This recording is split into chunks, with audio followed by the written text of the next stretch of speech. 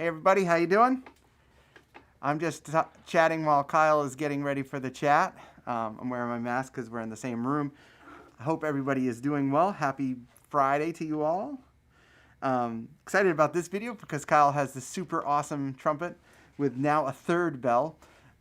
We've had a bunch of questions recently about what bells do what and the effects, so I thought the perfect person to talk to you about this is Kyle. He's going to play a bunch. It's not a live noodle, so you can't require him to play Careless Whisper. But hope everybody is well. Come on in, Kyle. You've got the floor. I'm going to go moderate the chat. Thanks everybody for your great support of the shop. We are having a March Madness sale right now, so be sure to check out our front page on our site for that too. All right, without further ado, here is Kyle. How's it going, folks? Good to see you. Good to see you.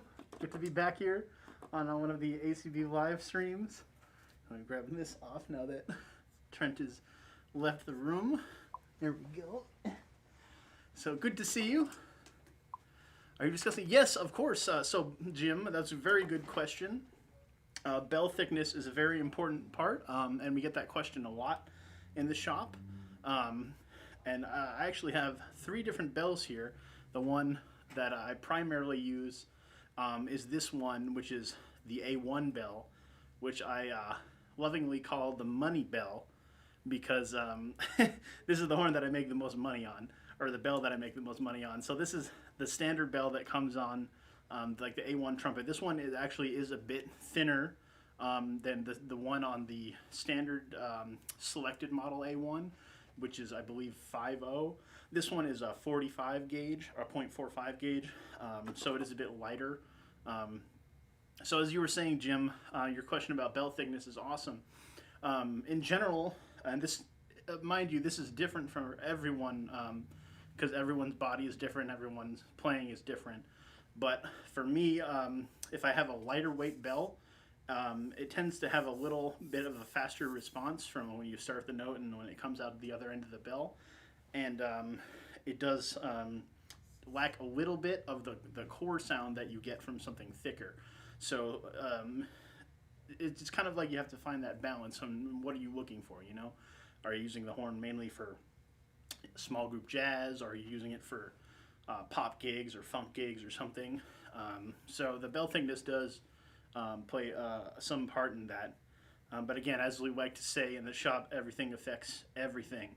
So bell thickness is just one small part of the whole machine. And of course, please feel free as I'm talking and playing to ask any questions about my horn or what I thought of when making it. I've had this for about a year now, I want to say, and we've made one like it for one of the good friends of the shop, one of our customers as well, and he's loved it so far as well. So this one does have the lightweight threaded receiver like on the Adams A1 Trumpet, but this one is a little skeletonized, so it's a bit lighter weight than the full sleeve that you see on the A1 Trumpet.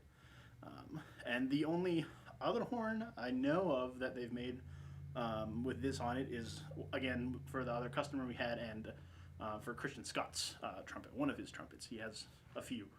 But yeah, this is the lighter weight, so 45 gauge yellow brass A1 bell, which again I call the money bell because it makes me the most money and I use it for the most things. So let me let you guys hear what this one sounds like.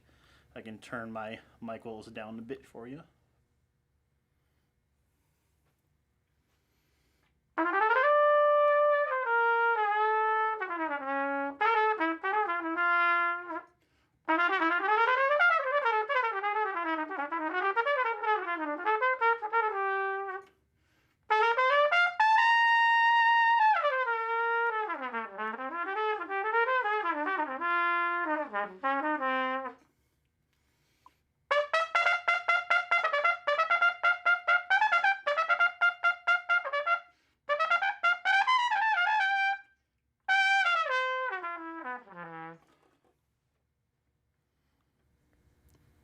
So turn my mic back up. So again, with this bell, It's the most sounding like a trumpet bell that I have, which is awesome. It's just straight down the middle, sounds bright.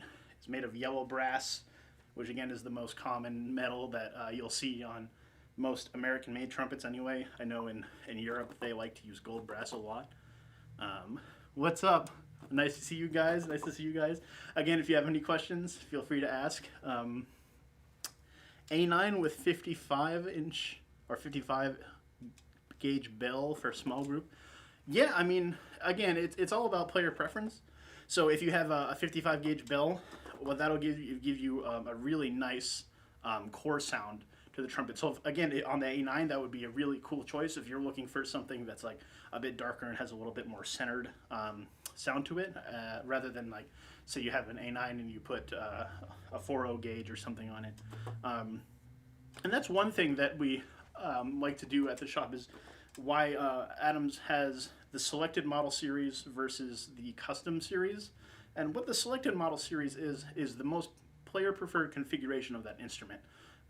And after selling like X amount of these, or experiencing what players like and don't like, this is what Adams has come up with. So for example, like the A4 trumpet, for example, is a gold brass bell, 5.5-inch diameter, 4.0 gauge. So it's a heavier trumpet, but it does have a lighter weight bell, which is really cool because it builds up all that energy through all that metal, and then once it gets to the bell, it gets to that really thin part, and the sound just kind of shoots out. It's really cool.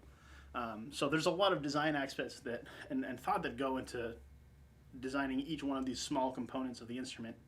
But that's why the selected models we tend to steer customers towards them, because one, they're a bit cheaper than the custom things, and two, they're the most player preferred configuration for the most part of that instrument. Can your horn be played from small groups or solo? Yes. Although I don't know if you brought this into an orchestra, you might get some looks, but it is a tuning bell horn. But yeah, you can use it for either setting. Oh, thank you, Scotty. Yeah, that horn is awesome. You're gonna really like that A1. Yeah. So again, this one was the straight A1 bell, and how gorgeous is that, by the way? That's just like on the Copernicus, copper with lacquer over it. And then on the top of that, they put this antique finish over it with the copper accents. I think it's just stunning. My tuning slide also is different than the standard A1 V2.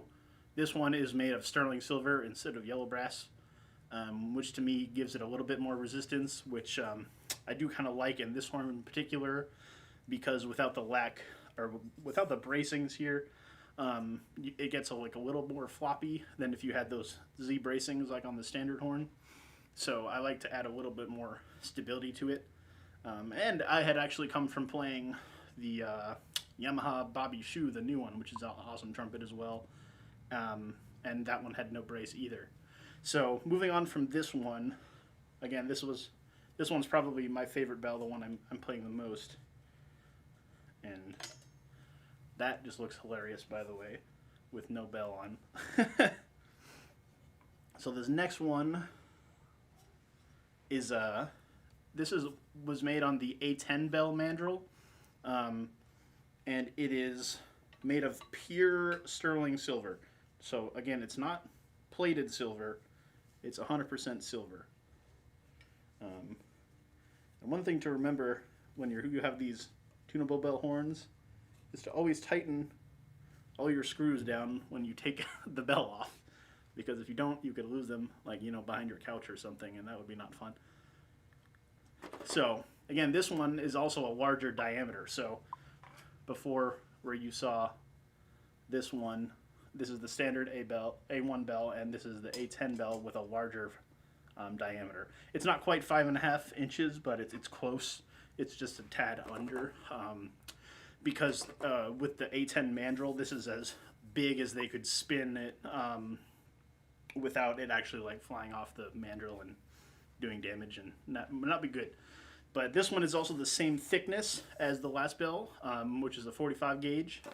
And this one I had made primarily for doing small group jazz work, and things like that. Pull my tuning slide back out. So if you've never played a pure sterling silver bell, it's something else. It is pricey for sure, but I think it's very worth it. It adds like such liveliness to the sound. So let me play on this one, whereas before I was playing on the standard A1 bell with a yellow brass.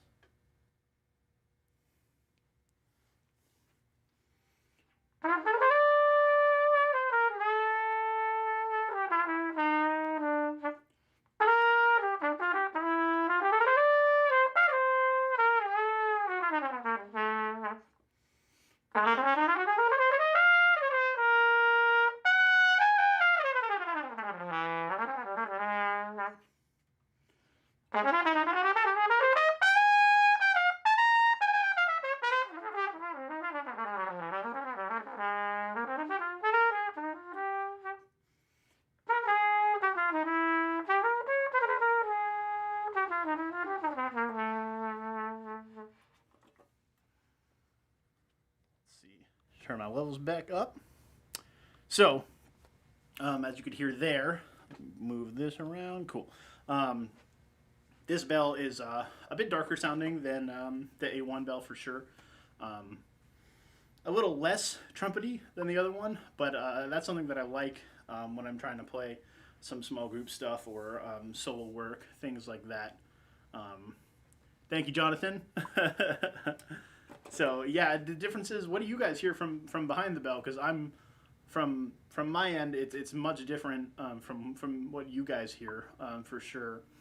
So let me know via the YouTube comments or the Facebook comments, whichever one you're on, what you guys think of the sterling silver A10 bell. Oh, I love my F5. Yeah, I have an F5 too. My flugelhorn from Adams. Which is in the same exact finish, which is really cool to have matching flugel and trumpet. It makes you play better, right? No, it looks super awesome and it plays super well. I love that horn. Rose brass trumpet. So rose brass is an interesting term. Rose brass and red brass a lot of the time are kind of interchangeable to me, so meaning it has more copper content than, say, gold brass, which has even more copper content than yellow brass. So that's basically what they're doing every time. So you have your yellow brass, and then you add a little bit more copper. You get your broader sound. Thanks, Ben. That's a good thing to note. So from yellow brass, you add a bit more copper. You get to the gold brass. You add a bit more copper in that. You get red brass, and then full copper comes after that, which obviously has no yellow brass or like small amounts. So yeah, this bell, as someone was saying, Ben, thank you. I agree. The broader sound, and that's a lot of that has to do with the end flare of the bell, the diameter on the end. But this bell actually is, the flare, as you guys can see, is actually quite tight up until a certain point when it starts to flare out like pretty quickly, which is what I really like about this horn. Oh yeah, that'd be cool. Play a short technical etude on the first bell, and then this one. Let's see. Now, I'm not a classical guy, but I can kind of fake it. So again, going back to the standard A1 bell, yellow brass, 45 thickness.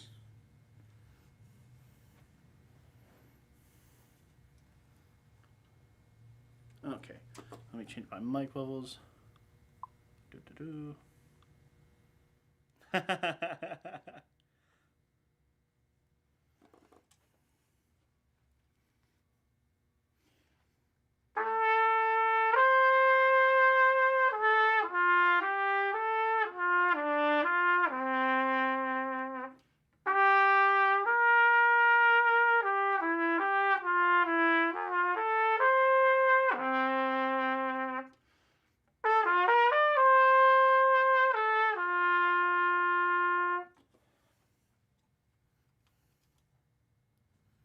See, switching bells again.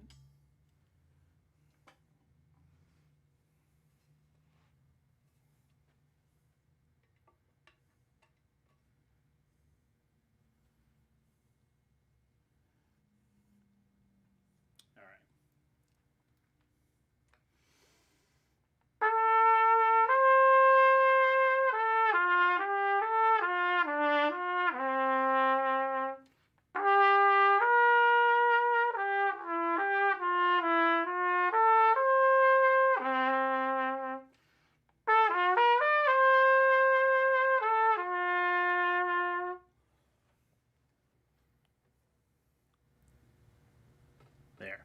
So again, trying to fake my way through a little bit of Charlier. So that was again first the standard A1 Bell, and then this one is the A10 Bell. So let me know what you guys thought of that. To me, again, Ben earlier said he summed it up perfectly. He said broader, which I agree with. But again, the Sterling adds a whole different dynamic, and it's kind of hard to hear it. I think a bit over the microphone. I think it's a lot easier to hear what it does to the sound in person. So now we're gonna go to my newest acquisition, which I asked Neil Adams to make for me, and I was like, "Can you make me this bell?" And he was like, "No." And I was like, "Oh, come on." I asked him at first for a 6-inch bell. For a trumpet, and he was like, "No, I can't make it that big on the mandrel, blah blah blah. I can make it this big." And I was like, "Okay." So this was kind of like a fun bell to make. I didn't necessarily need it, but I wanted one. So this is an A4 bell made out of red brass, 5/0 thickness, and the size of the bell is just ginormous. So this is a around 5.9 inches in end diameter. So it's a little crazy, but it's really cool. And it actually sounds a lot more focused than I thought it would. So there you can see how crazy that looks with that end diameter there. And for reference, this is the normal A1 bell, and this is the A4 with that huge flare. It just like eats the other bell basically, you know. It's pretty funny. But it actually, like I was saying, I was expecting this horn or this bell to sound like super blah, you know, like doesn't travel very far, untrumpet like basically, more fugal or small trombone bell like, you know. But it actually turned out to be really awesome. So let me play a little bit on this thing. Oh yeah, with the bells facing. So there's on this side is the A4 bell, the 5.9, and this is the standard bell. Yes, Pete, the difference between need and want. Yeah, like I need this bell. Like this bell will pay bills, but this bell is fun. So hold on, let me play a bit on this new bell real quick.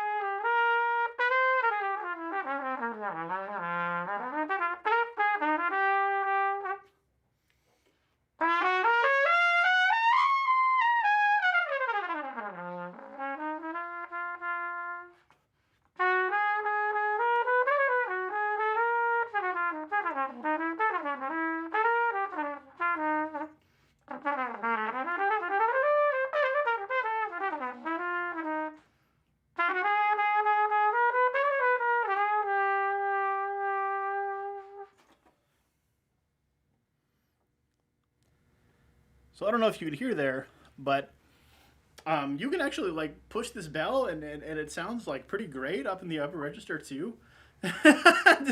Jason, I knew you were gonna come, Jason, and be like, "Hey, I want one of those." I shouldn't have shown you. Jason has a horn a lot like mine as well. It has some small differences, but yeah, this is a really awesome bell. I don't know if you could hear over the mic as well, but it's not as dark as I thought it was going to be, which is awesome. Like it actually has some great focus to it. Josh is so evil. We can hook you up. But yeah, it's awesome. They did such an amazing job making all of these bells, but this one in particular looks just like, I can't imagine how hard it was to spin it this big and then, you know, keep it in this shape. They did. Adams is just wonderful.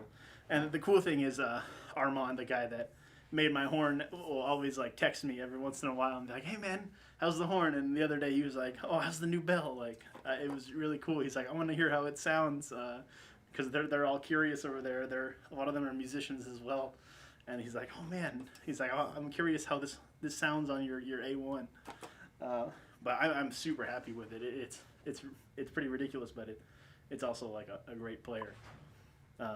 Yeah, so that's the thing. Articulation on this bill might not be the greatest, but let me do a comparison. I'll start backwards. So I'll start with the largest bell, then to the 5.5 inch, and then to the standard bell.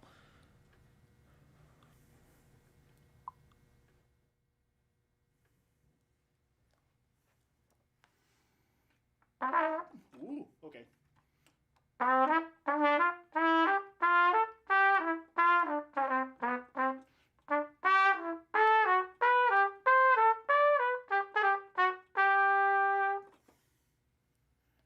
So that's just a little bit of a Charlie on that bell.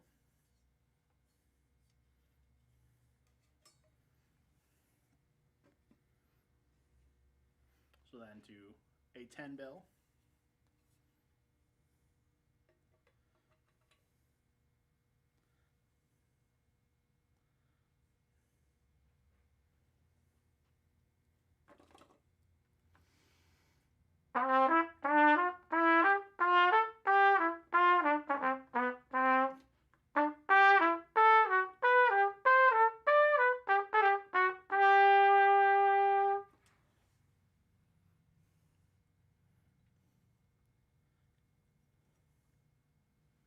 There. And then the last bell.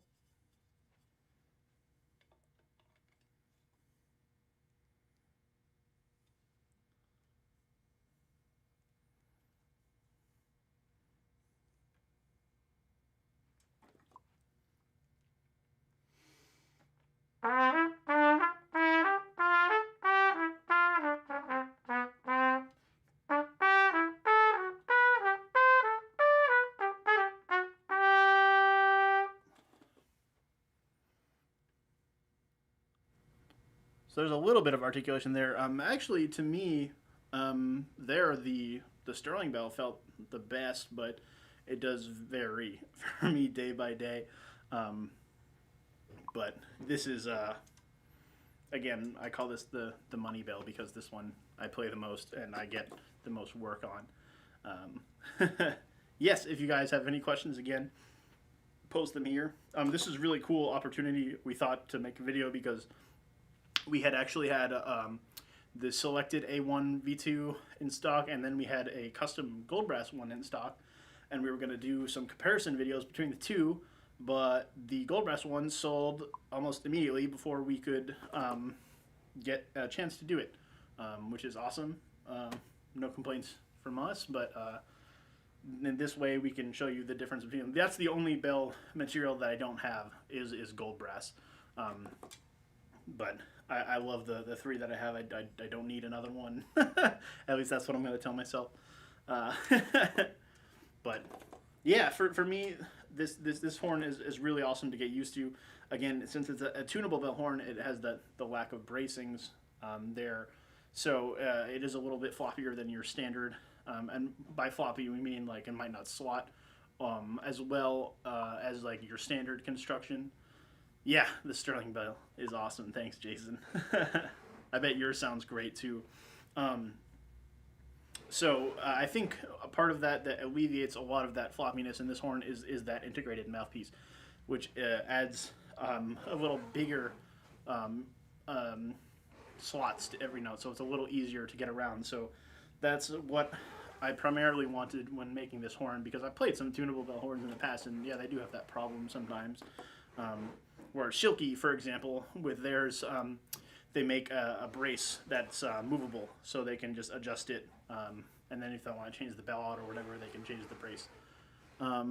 Two-piece bells with different materials. So yeah, Adams, I don't believe, makes two-piece bells on their trumpets, but they do make them on their trombones, euphoniums, their flugelhorns for sure. So there's two options or a few, I should say more than two, that are on their flugelhorns that players tend to gravitate towards. One of them is on the selected F1 flugelhorn. It comes with a red brass bell with a nickel silver flare on the end. And that bell is amazing because, as you could hear with the red brass, it's a little kind of diffused sounding. But with the nickel on the end, what it does is it adds a bit of clarity while still getting that warmth from that red brass. So the red brass with the nickel flare is awesome. The other one that's pretty popular, we actually shipped one on Tuesday, I want to say, to a customer, which was an F1 with a gold brass bell with a nickel silver flare on the end. And that one does the same thing as the red brass with the nickel flare, where it adds you a little bit of that stability on the end, and then the attack is a bit crisper. And the customer loves that horn, so it was real fun to play test and send out to them all. I was a little jealous. Oh, my dad's here. Oh God, what am I gonna do? No. But yeah, so hopefully this gives you like a little bit of an idea of what the different bells sound like. Yeah, I agree with Trent with the no problem. Yeah, that was a good question for sure. Hopefully this gives you a little bit of an insight into what different materials and different thicknesses of the bell do to each instrument. Range difference. I don't know. I mean, I think for me, I haven't spent enough time with this large bell yet to know how it performs like in the upper register really, but so far it's a little floppy.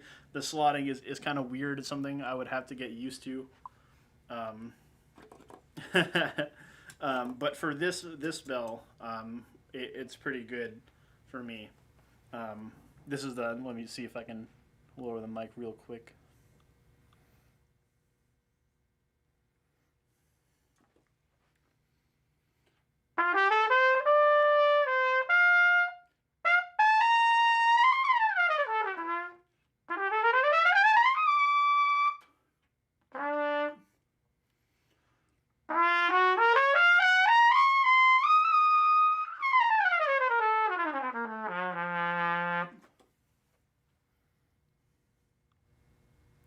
So for me, that one is the easiest to go like from top to bottom. I can try the same thing on the Sterling bell as well. Let's see. And mind you, I have no chops really anymore since there's no gigs, so I should practice more. Let's see.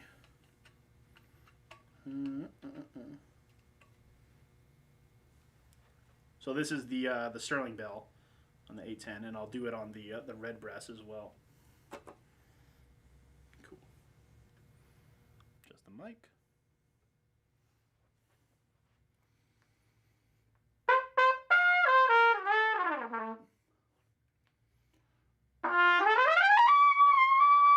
Yeah, it's like a lot of resistance for me.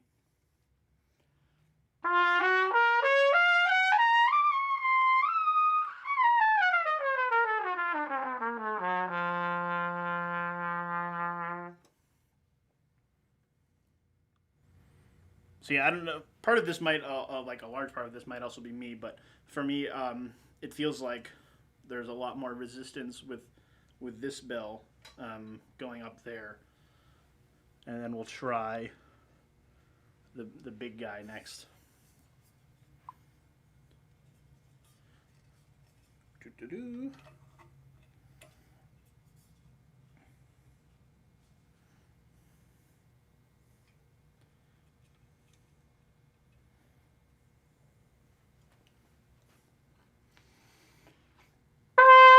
Oh, let me change my mic level.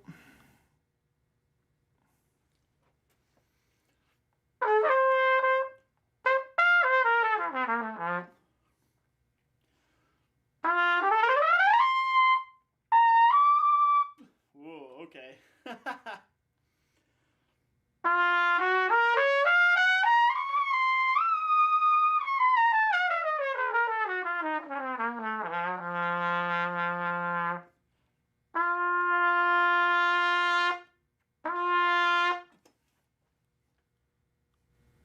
That is one thing I do like about this bell, is that you can give it a lot of gas and it doesn't break up too much, which is really cool.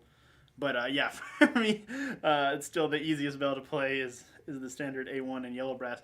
The more that I play, I was telling Trent this the other day, the more I play on horns with other metals, the more I like yellow brass. I don't know why. Thoughts on bronze bells? You know, I haven't played enough bronze bell horns to know. I know that it is a very hard material to work with, from talking to a few manufacturers. But I have not played enough trumpets to know. But yeah, I hope that was helpful for you guys. Again, it shows, like, in the Adams catalog, it explains like what things do, but it's also one thing to see it and one thing to hear it. So hopefully this helps you guys out a little bit, with what thicknesses and end diameters and bell flares and bell materials and all these things do to you, do to your horn, and what they do to help your sound concept. So again, thank you guys so much for tuning in. I hope you enjoyed it. This is a really fun thing to do on a Friday afternoon. Hope you guys have a great weekend. Thank you again for all of your wonderful support of the shop, and we'll catch you in the next video. Thank you so much, guys. See you later.